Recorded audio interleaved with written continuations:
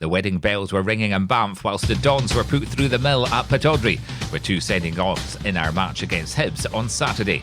More on that game coming up, plus the rest of the week's Dons news with me, Derek McInnes, on the AFC Donscast on Tuesday, the 8th of October.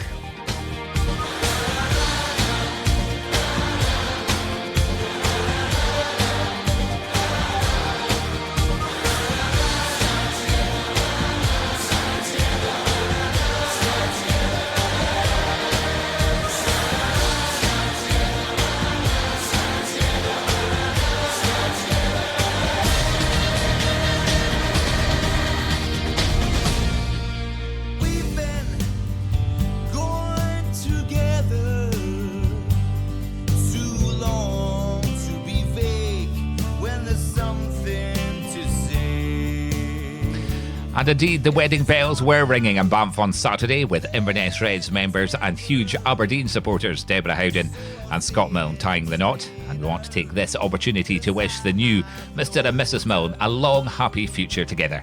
Congratulations to you both. Let's get married. I love you, and I want to stay with you. Let's get married. Have kids, grow old and great with you. Let's get married. We can make each other happy. Oh, we can make each other blue. Let's get married. It's just a piece of paper, but it says I love you.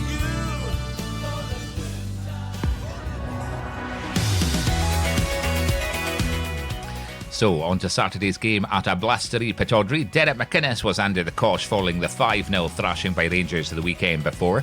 He made 4 changes to the team that from last week. Scott McKenna and Andy Considine started alongside Curtis Main and Ethan Ross, with Mikey Devlin, Zach Viner, Connor McLennan and Niall McGinn all dropping to the bench. There wasn't much to talk about from the Dons in the first half. Hibs had the first chance, with Christian Doidge having his early shot saved by Joe Lewis in the 4th minute.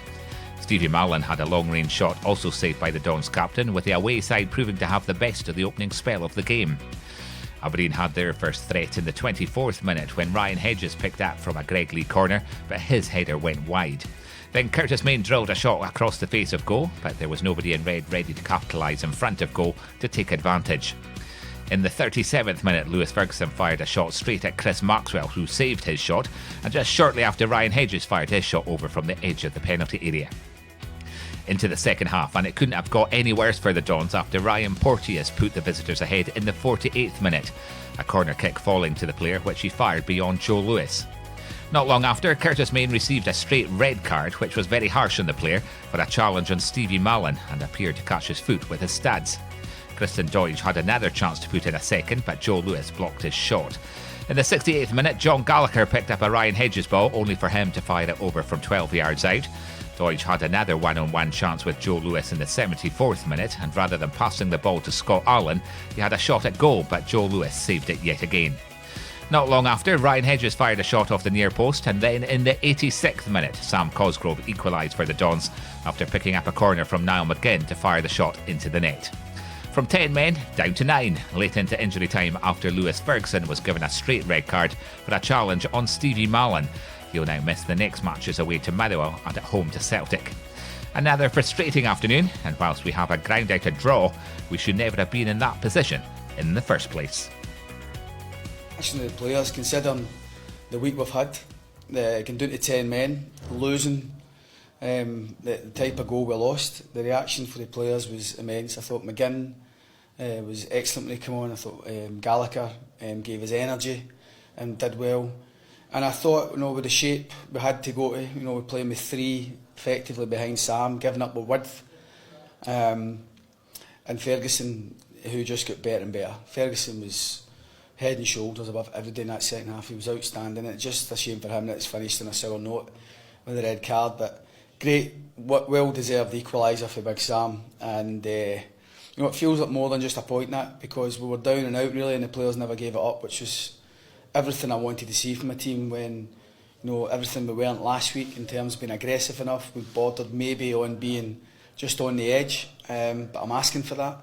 And I want to see my team perform in that manner as they were in that second half. Catch live audio and video of our next match only on Red TV. Subscribe now for full match day coverage, replays, highlights and all the goals, exclusive interviews and behind the scenes content. Sign up now at redtv.afc.co.uk. The best of the action only on Red TV.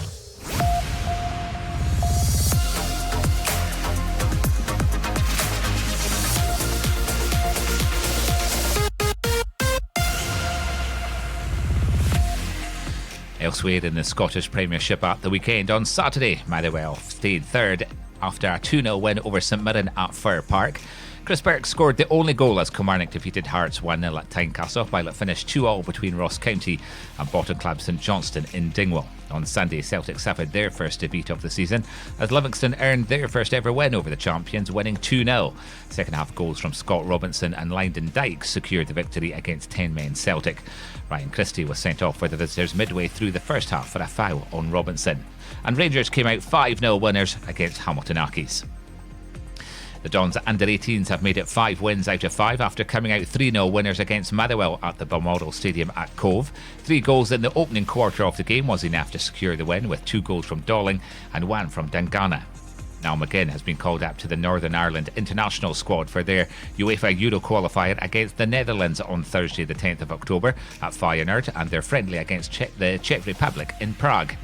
Meanwhile, Mikey Devlin has been called up to the Scotland squad for our Euro 2020 qualifiers against Russia and San Marino.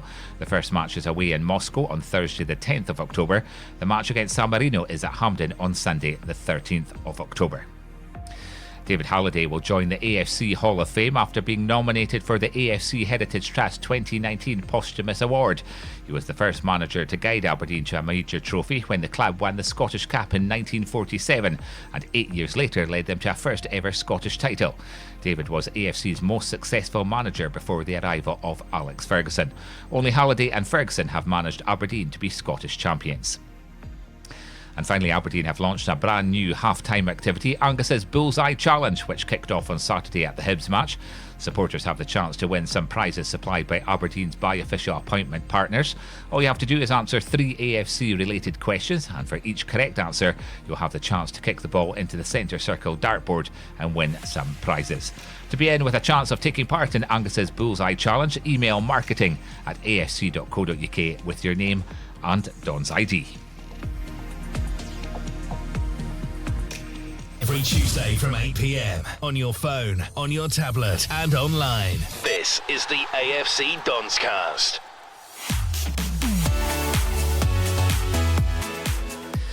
Tickets for our away match against Motherwell at Fir Park on Saturday the 19th of October will go on sale from 8 a.m. online and 9:30 a.m. on the phone this Friday the 11th of October. Tickets for our home match against Celtic on Sunday the 27th of October and our home tie against Kilmarnock on Saturday the 2nd of November went on sale last Saturday. You can book your tickets for any of these matches online at afc.co.uk/e-tickets or by calling 01224 63 1903 or visiting the ticket office in person.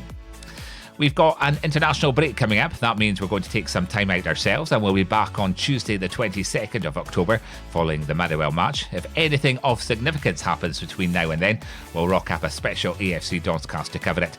Otherwise, you can keep up to date with the latest Dons news online at the Inverness Reds website at invernessreds.co.uk or by following our daily news updates on Facebook and Twitter. Just search for us using Inverness Reds. That's it for this week. Till next time, stand free.